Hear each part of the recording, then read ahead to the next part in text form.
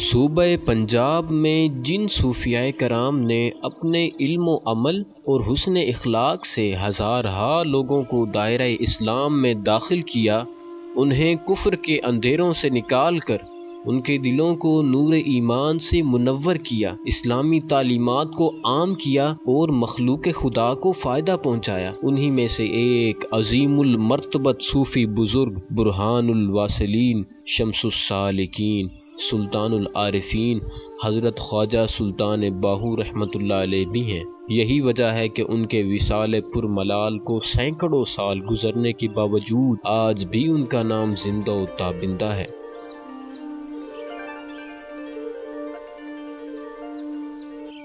آپ رحمۃ اللہ علیہ کا نام سلطان باہو ہے۔ صوفیاء کرام میں آپ سلطان العارفین کے لقب سے معروف ہیں۔ آپ کا تعلق قبیلہ آوان سے ہے۔ آپ کا شجرہ نسب سلطان باہو بن بازید محمد بن فتح محمد بن اللہ دتا ہے، جو آگے چل کر امیر المؤمنین حضرت سیدنا علی کرم اللہ تعالی وجہ الکریم تک پہنچتا ہے۔ واقعہ کربلا کے بعد جب خاندان نبوت پر ظلم و ستم کے پہاڑ توڑے گئے اور مختلف واقعات پیش آئے تو انہوں نے ایران و ترکستان کے مختلف حصوں میں رہائش اختیار کرنا شروع کر دی۔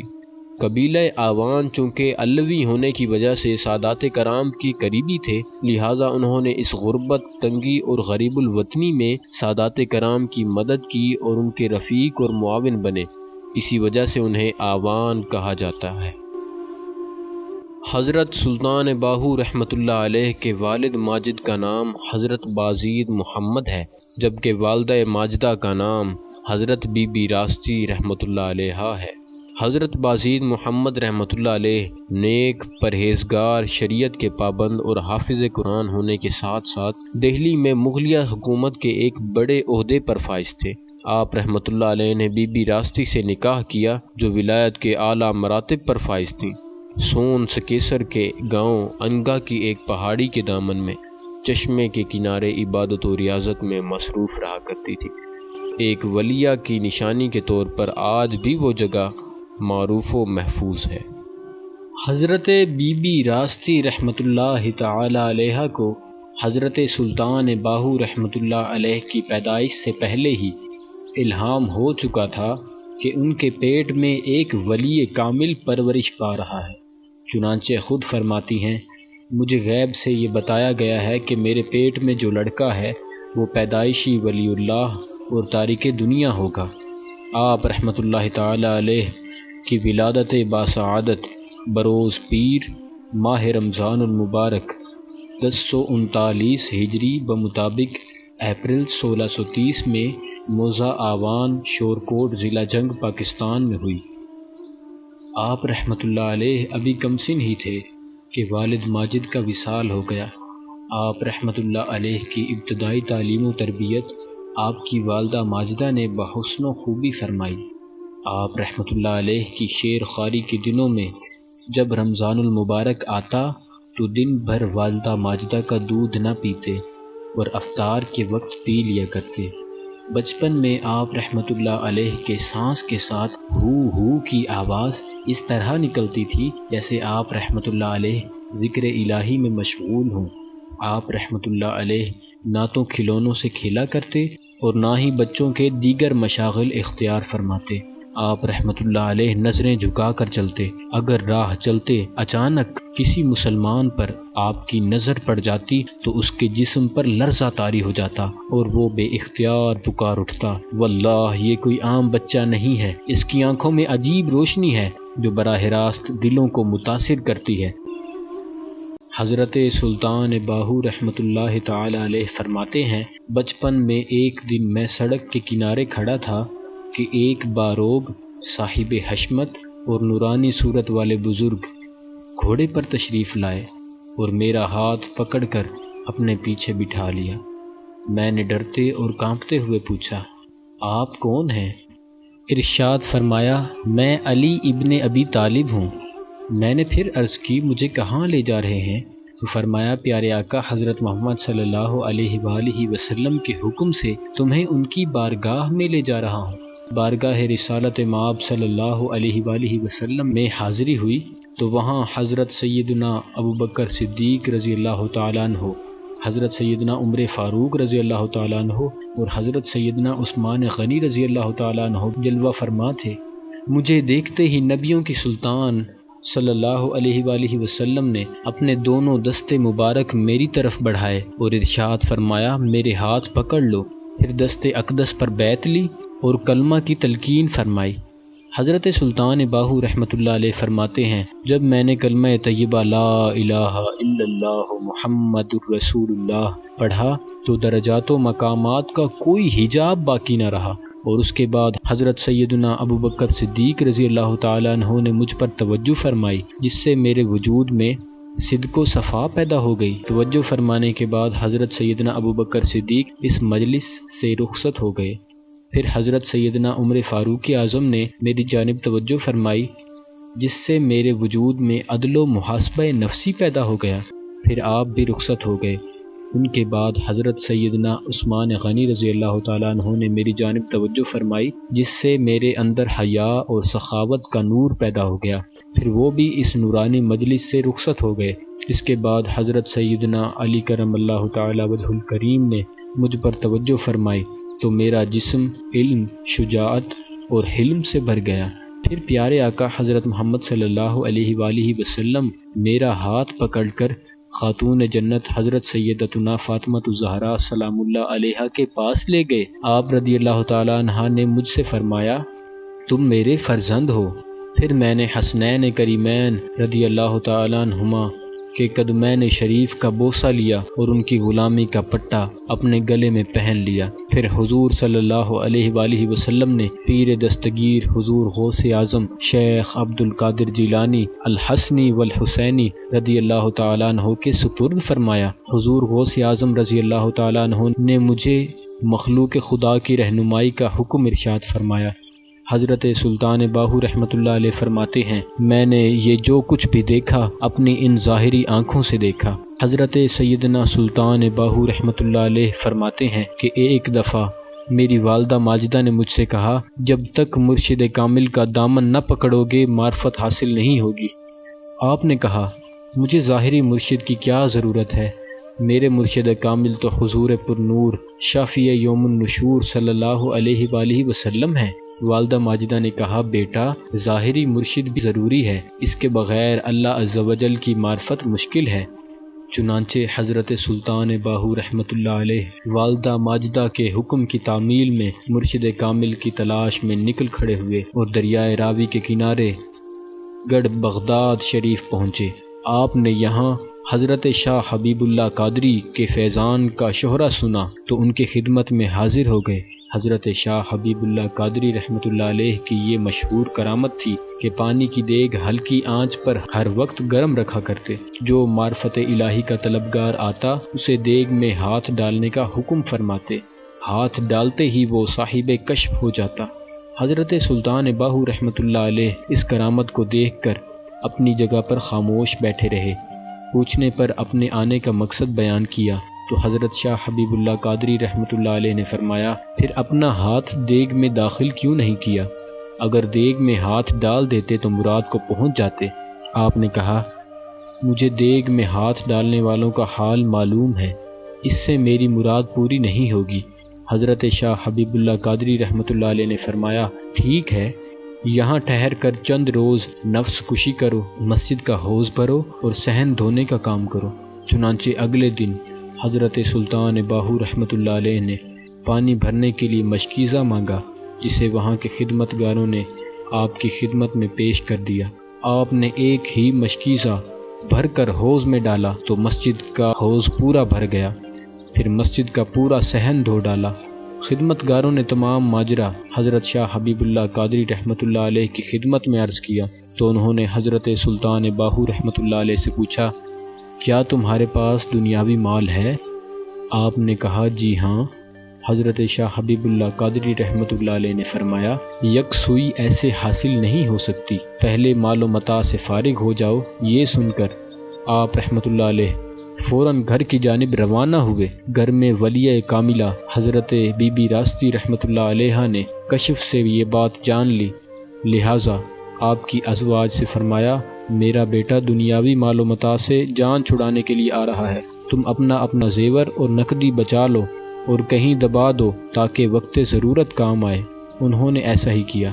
جب حضرت سلطان باہو رحمۃ اللہ علیہ تشریف لائے اور والدہ محترمہ نے آنے کی وجہ پوچھی تو عرض کی کہ مجھے شیخ نے دنیاوی مال کو چھوڑنے اور دور کرنے کا حکم دیا ہے۔ والدہ ماجدہ نے کہا، بیٹا اگر کوئی مال ہے تو لے کر دور کر دو۔ آپ رحمۃ اللہ علیہ نے کہا، مجھے گھر سے مال کی بو آ رہی ہے۔ والدہ ماجدہ نے کہا، اگر یہ بات ہے تو نکال لو۔ لہٰذا جس جگہ زیور وغیرہ دبایا گیا تھا آپ رحمۃ اللہ علیہ نے نکال کر پھینک دیا اور فارغ ہو کر حضرت شاہ حبیب اللہ قادری کی خدمت میں پہنچے۔ حضرت شاہ حبیب اللہ قادری رحمۃ اللہ علیہ نے فرمایا، تم دنیاوی مال سے تو فارغ ہو گئے، اب اپنی ازواج کا کیا کرو گے؟ اللہ عز و جل کا حق ادا کرو گے یا ان کا؟ جا کر انہیں آزاد کر دو تاکہ تم پورے طور پر راہ حق کے لیے تیار ہو جاؤ۔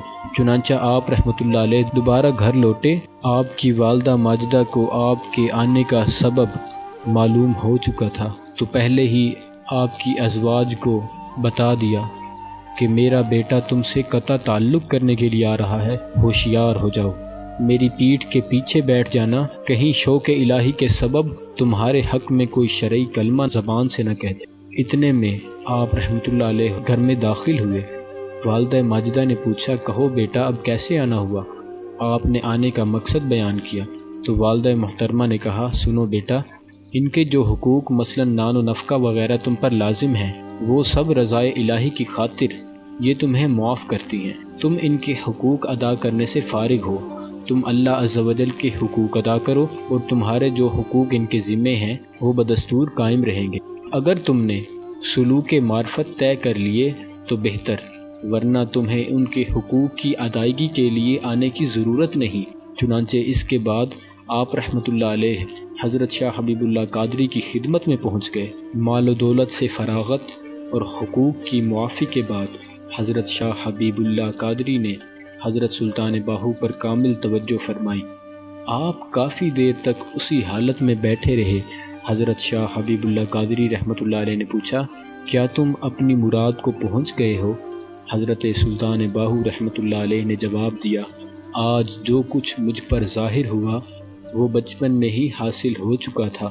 یہ سن کر حضرت شاہ حبیب اللہ قادری رحمۃ اللہ علیہ بطور آزمائش فوراً غائب ہو گئے اور فضا میں اڑ کر کہیں چلے گئے۔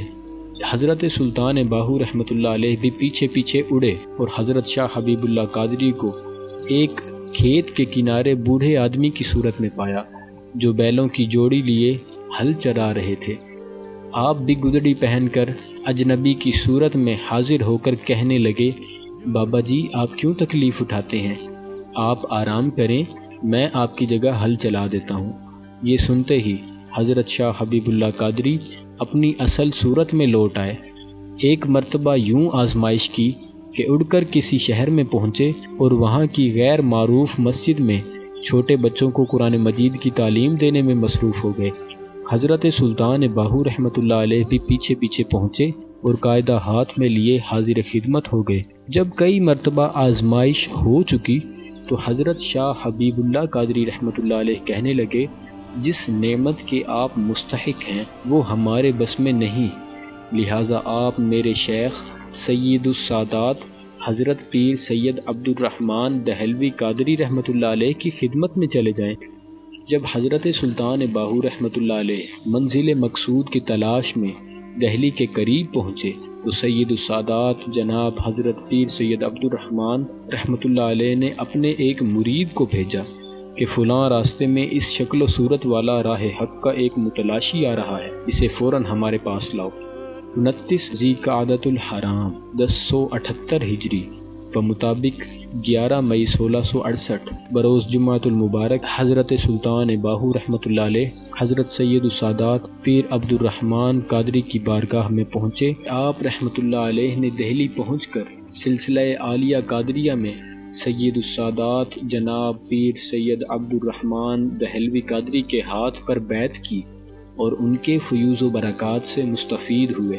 انہوں نے حضرت سلطان باہو کا ہاتھ پکڑا اور خلوت میں لے گئے، پھر اپنے مرید کامل پر معرفت حق کے انوار و تجلیات کی بارش برسائی۔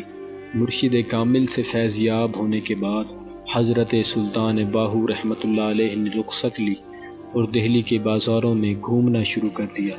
جو خاص و عام نظر آتا اس پر اپنی روحانی نظر فرماتے، جس سے دہلی کے گلی بازاروں میں آپ رحمۃ اللہ علیہ کا شہرہ ہو گیا اور آپ کے ارد گرد لوگوں کا ہجوم ہو گیا۔ جب اس بات کی خبر حضرت سید السادات پیر عبد الرحمن قادری نے سنی تو آپ رحمۃ اللہ علیہ نے فرمایا، معلوم کرو کہ وہ کون شخص ہے اور کس خاندان اور سلسلے سے تعلق رکھتا ہے۔ مریدوں نے جا کر دیکھا تو فوراً پہچان گئے اور آ کر عرض کرنے لگے، آپ نے آج جنہیں اپنے روحانی فیض سے نوازا ہے یہ وہی درویش ہیں۔ یہ سن کر حضرت سید السادات پیر عبد الرحمن قادری رحمۃ اللہ علیہ رنجیدہ ہو گئے اور فرمایا، انہیں فوراً میرے پاس لاؤ۔ جب حضرت سلطان باہو رحمۃ اللہ علیہ اپنے پیر صاحب کی خدمت میں حاضر ہوئے تو انہوں نے سخت لہجے میں فرمایا، ہم نے تمہیں خاص نعمت عنایت کی مگر تم اسے لوگوں میں عام کرتے پھر رہے ہو۔ حضرت سلطان باہو رحمۃ اللہ علیہ نے عرض کی، اے میرے آقا، جب کوئی بوڑھی عورت روٹی پکانے کے لیے بازار سے توا خریدتی ہے تو اسے اچھی طرح ٹھوک بجا کر دیکھتی ہے کہ کیسا کام دے گا۔ اسی طرح جب کوئی کمان خریدتا ہے تو اسے کھینچ کر دیکھتا ہے کہ اس میں کتنی لچک ہے۔ میں بھی آپ کی جانب سے ملنے والی اس نعمت عظمیٰ کو دیکھنا چاہتا ہوں کہ یہ نعمت کیسی ہے اور کتنی زیادہ ہے۔ آپ ہی نے تو فرمایا تھا کہ اسے آزماؤ اور فیض کو عام کرو۔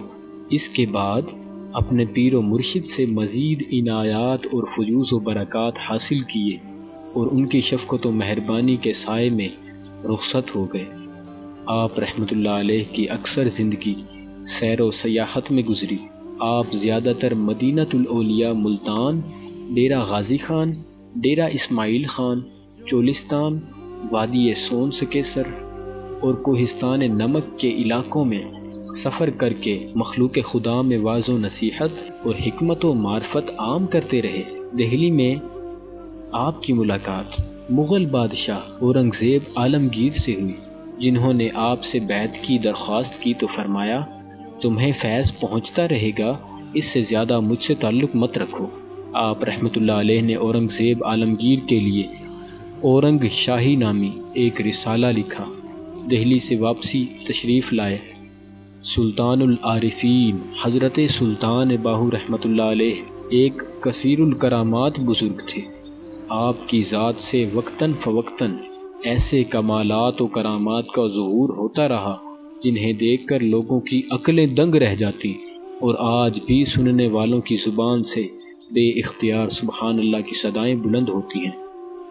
آئیے ہم بھی حصول برکت کے لیے آپ رحمۃ اللہ علیہ کی چند کرامات سنتے ہیں۔ تحصیل شورکوٹ سے کئی میل دور کسی علاقے میں ایک خاندانی رئیس غریب ہو گیا۔ اس نے ایک مقامی بزرگ سے اپنی مفلسی و تنگ دستی کی شکایت کرتے ہوئے اپنی حالت زار اس طرح بیان کی کہ حضور، اب تو اکثر فاقوں نے گھیر رکھا ہے، دروازے پر قرض خواہوں کا ہجوم رہتا ہے، مفلسی کی وجہ سے بچوں کی شادیاں اور دیگر ضروریات کی ادائیگی مشکل ہو گئی ہے، سمجھ میں نہیں آتا کیا کروں، کہاں جاؤں۔ بزرگ نے فرمایا، دریائے چناب کے کنارے شورکوٹ چلے جاؤ، وہاں سلطان العارفین حضرت سیدنا سلطان باہو رحمۃ اللہ علیہ سے اپنی مشکلات بیان کرنا۔ جب اس شخص کو امید کی کرن نظر آئی تو وہ فوراً اپنے چند دوستوں کے ساتھ سفر کر کے شورکوٹ پہنچا۔ آپ رحمۃ اللہ علیہ اس وقت اپنے کھیت میں ہل چلا رہے تھے۔ یہ دیکھ کر وہ شخص سخت مایوس ہوا اور سوچنے لگا کہ جو آدمی خود مفلسی کا شکار ہے اور ہل چلا کر اپنی گزر بسر کرتا ہے، وہ بھلا میری کیا مدد کرے گا۔ یہ سوچ کر جوں ہی پلٹا تو کسی نے اس کا نام لے کر پکارا۔ وہ حیران رہ گیا کہ یہاں تو میں اجنبی ہوں، پھر مجھے میرے نام سے پکارنے والا کون ہے۔ پلٹ کر دیکھا تو حضرت سلطان باہو رحمۃ اللہ علیہ اسے بلا رہے تھے۔ جب اس نے یہ ماجرا دیکھا تو دل میں امید پیدا ہوئی اور فوراً آپ کی بارگاہ میں با ادب حاضر ہو گیا۔ حضرت سلطان باہو رحمۃ اللہ علیہ نے فرمایا، تم نے سفر کی اتنی تکالیف برداشت کی اور اتنا فاصلہ طے کیا، اس کے باوجود ہم سے ملے بغیر جا رہے تھے۔ اس نے گریہ وزاری کرتے ہوئے اپنی خستہ حالی کی داستان سنائی۔ حضرت سلطان باہو رحمۃ اللہ علیہ نے اسی وقت مٹی کا ایک ڈھیلا اٹھایا اور زمین پر دے مارا۔ جب اس شخص نے زمین پر نظر ڈالی تو یہ دیکھ کر حیران رہ گیا کہ کھیت میں پڑے ہوئے تمام ڈھیلے اور پتھر سونا بن چکے تھے۔ ولی کامل حضرت سلطان باہو رحمۃ اللہ علیہ نے نہایت بے نیازی سے فرمایا، اپنی ضرورت کے مطابق اٹھا لو۔ چنانچہ رئیس اور اس کے دوستوں نے اپنے گھوڑوں پر وافر مقدار میں سونا لادا اور حضرت سلطان باہو رحمۃ اللہ علیہ کی اس کرم نوازی پر شکریہ ادا کرتے ہوئے رخصت ہو گئے۔ ایک مرتبہ حضرت سلطان باہو رحمۃ اللہ علیہ شاہراہ پر لیٹے ہوئے تھے کہ ایک غیر مسلموں کا گروہ گزرا۔